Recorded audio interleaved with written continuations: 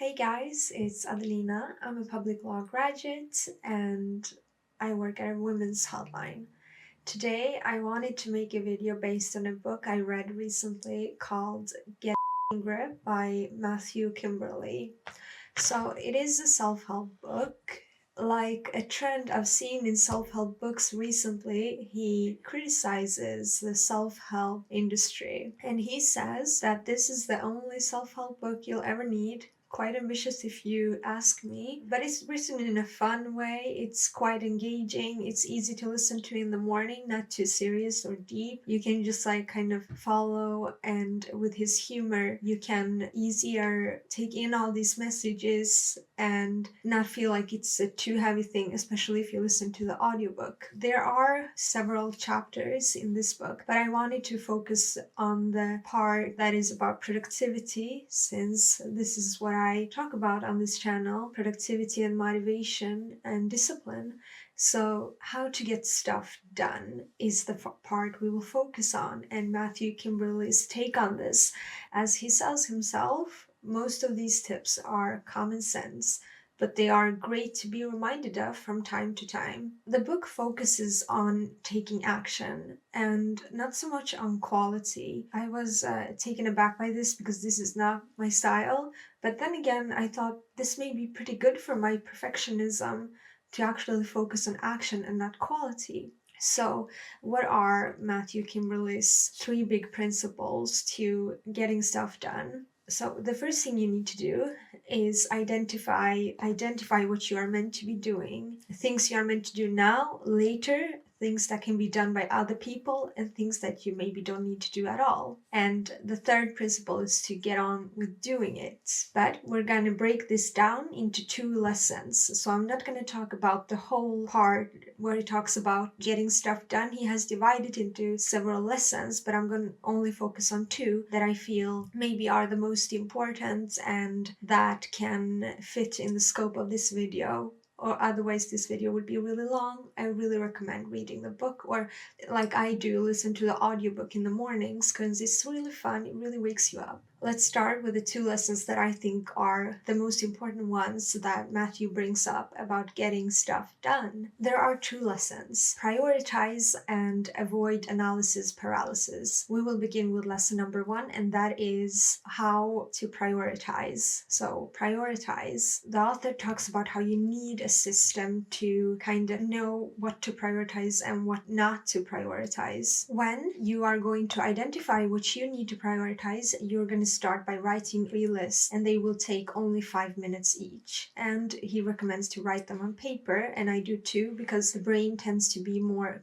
creative that way. The first list, you just brain dump everything that's in your brain, all those little small stuff that you need to do. You just write them down. No matter how long it gets, you just write down until those 5 minutes are up. Everything, even if one of them is taking out the trash. And list number 2, that is the medium stuff. That is things like, oh, I need to catch up with this one friend. They are medium stuff. They're not small stuff. So you brain dump 5 minutes. And the third list is the big life stuff. It's your projects. It may be a thesis you need to write right now. It may be a research project. It may be a language you're trying to learn. It may be marrying a rich baroness, as the author says. Anything that is your bigger life goals, you write down on that third list, 5 minutes. This is your life plan, basically. And once you have these 3 lists, you have the list with the small stuff, you have the list with the medium stuff, and you have the third list with the big stuff. Now it's time to put them in order of size. The important thing is that the third list often include projects that can be broken down into smaller tasks. So you need to kind of order them in order of size and take each project and break it down into smaller tasks. He gives a funny example of, for example, if you wanna marry a rich baroness, an older, richer baroness, you would need to maybe go get a haircut or hang out at places where elderly ladies might hang out. And that is, you need to break it down into smaller stuff. but I prefer to give you guys another example. Let's say you're going to write a thesis.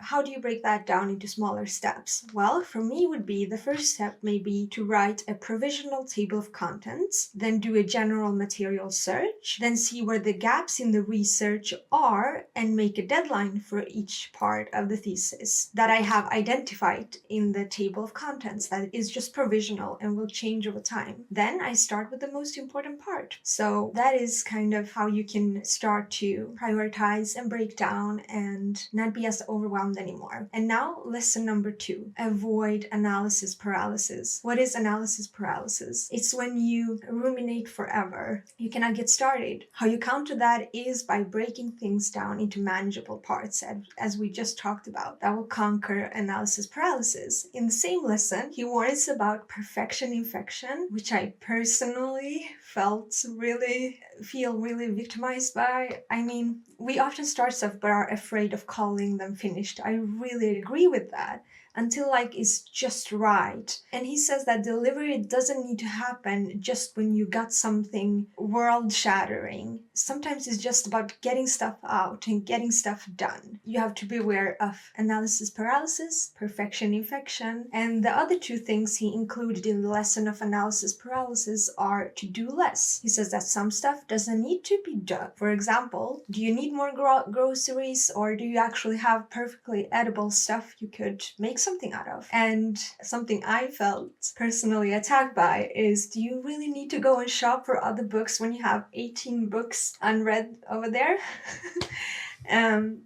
Those are examples of things you actually don't need to do and that suddenly give you more free time. And the 4th mini lesson within the lesson of analysis paralysis is to take longer over stuff. Seems counterintuitive, but he says that most deadlines doesn't matter. You should never promise people something that you cannot deliver. For example, say you say that you will bake cupcakes for your brother's activity with his football team. You shouldn't promise that if you cannot deliver that.